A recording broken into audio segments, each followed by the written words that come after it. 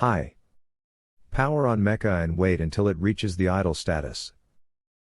For the correct execution of movements and rotations, MECHA needs to know which type of rotators it is connected to. Normally, you don't need to set the rotators, because they are set correctly at the factory. But in case you bought them separately, or you just want to make sure that the rotators you use are set correctly, here's how to proceed. If simple mode is on, just press the menu button to switch to config menu. Rotator options are on page 7, so navigate to page 7 using the left or right arrow button.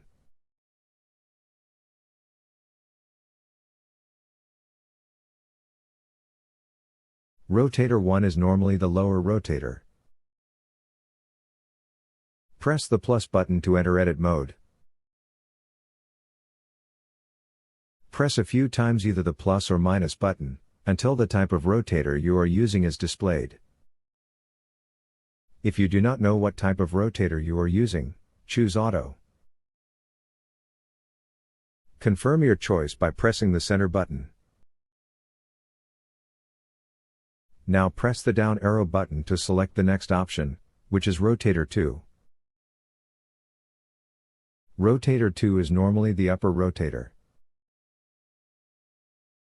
Set Rotator 2 the same way you set Rotator 1. And confirm by pressing the center button. When you choose Auto, MECHA automatically detects the type of rotator used.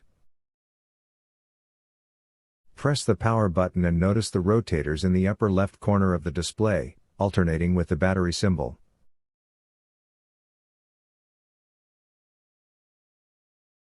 Thank you for watching.